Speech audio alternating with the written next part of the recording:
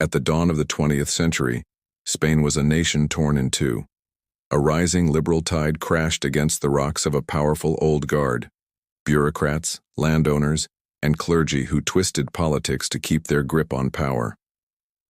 In 1923, General Miguel Primo de Rivera seized control with the king's blessing.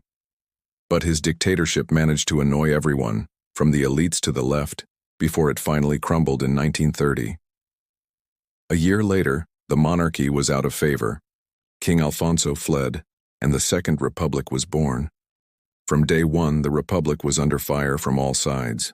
The left demanded radical changes, targeting the church, the army, and the wealthy landowners. The right saw this as a direct attack on their very existence. A failed coup in 1932 by General José Sanjurjo only made the left more paranoid about a fascist plot. When the right won the 1933 elections and started rolling back reforms, the country exploded. In 1934, miners in Asturias rose up, only to be brutally crushed by troops led by a general named Francisco Franco.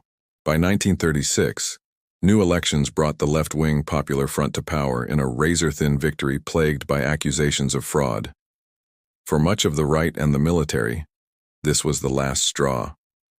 A military uprising was already being planned in the north by General Emilio Mola.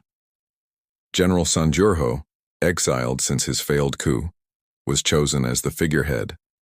General Franco, initially hesitant from his own exile in the Canary Islands, agreed to join just before the coup kicked off on July 17, 1936. Claiming they were preempting a far-left takeover, the generals made their move. Franco secured the formidable Army of Africa in Spanish Morocco. On the mainland, the nationalists, as they called themselves, captured large parts of western and northern Spain. But they failed to take the capital, Madrid.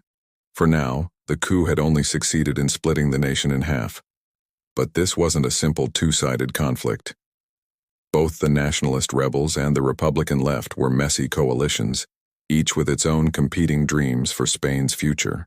The Republicans' main goal was simple: defend the elected government. But holding everyone together was a nightmare, especially with violent revolutionary groups popping up everywhere. The public face of the Popular Front was the Liberals, who had helped Manuel Azaña become prime minister and then president. They wanted a modern, secular democracy, but found themselves relying on the more extreme factions after the coup weakened their control.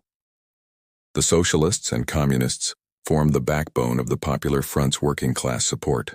The Socialists were divided, while the smaller Communist Party had to deal with anti-Stalinist Marxists. Then there were the anarchists, often grouped as the CNT-FAI. They were unique.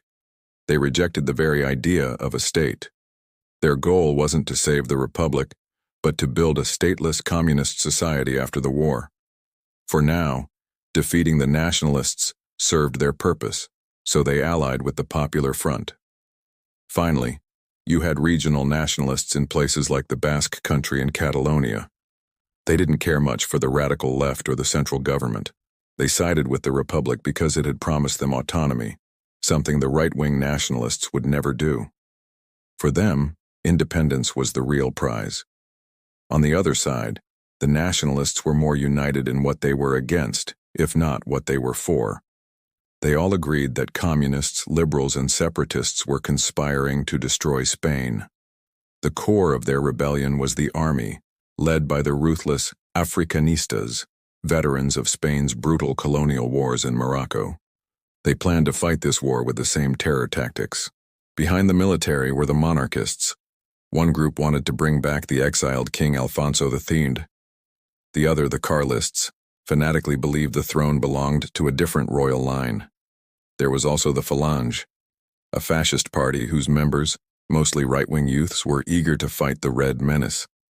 And standing firmly with the nationalists was the Catholic Church.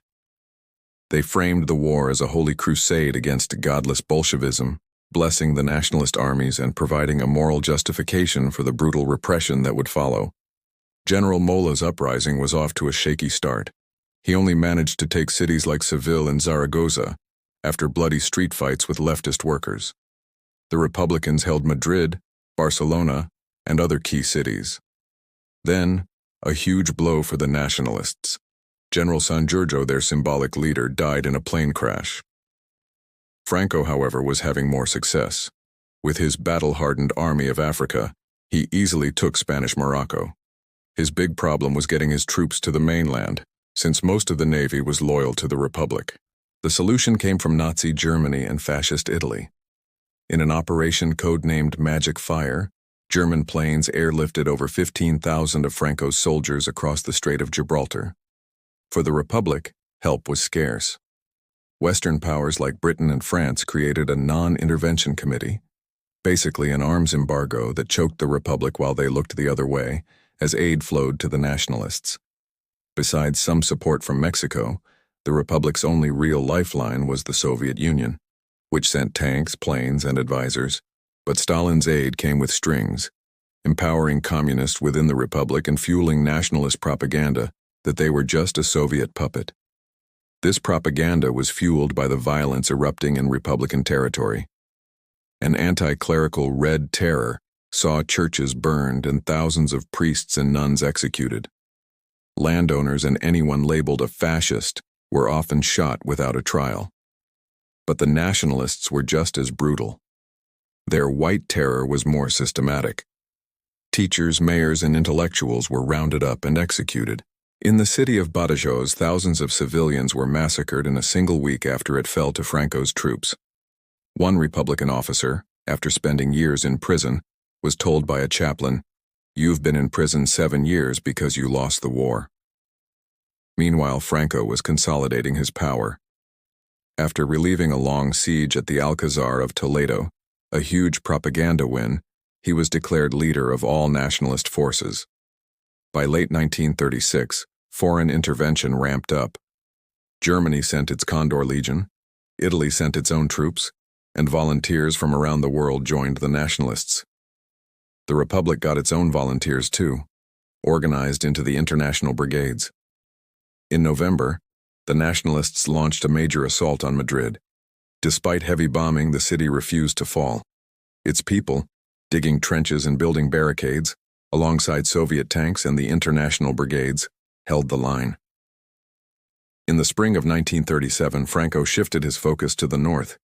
On April 26th, German and Italian planes bombed the Basque town of Guernica, killing hundreds of civilians. The attack became an international symbol of fascist brutality, famously captured in a painting by Pablo Picasso, but the Republic's internal divisions were tearing it apart. In May, fighting broke out in Barcelona between anarchists and Soviet-backed communists. This May Day's violence left the communists in control and deepened Soviet influence. While this was happening, General Mola, Franco's last real rival, died in another plane crash, leaving Franco as the undisputed leader of the nationalist cause. By the summer, the Republican North collapsed. Franco now controlled Spain's industrial heartland. Desperate, the Republic launched a winter offensive and took the city of Teruel, but a nationalist counterattack quickly retook it. Then, the nationalists launched the Aragon offensive, breaking through Republican lines and reaching the Mediterranean coast. Spain was cut in two. In a final desperate gamble, the Republic threw everything it had into the Battle of the Ebro River. For months they fought an attritional battle they couldn't win.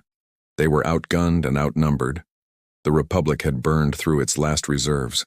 With morale shattered and Soviet aid drying up, Catalonia fell in early 1939. Madrid surrendered soon after. On April 1, 1939, Franco declared victory. The war was over. The cost was immense. Over 340,000 people were killed. 500,000 fled into exile. Cities lay in ruins. For the world, the war was a terrifying dress rehearsal for World War II. Germany and Italy tested new weapons and tactics. Britain and France's inaction showed Hitler and Mussolini they could act without consequence. For Spain, the price was a dictatorship that would last for nearly 40 years, leaving a nation scarred and divided to this day. Thanks for watching, and don't forget to follow for more history.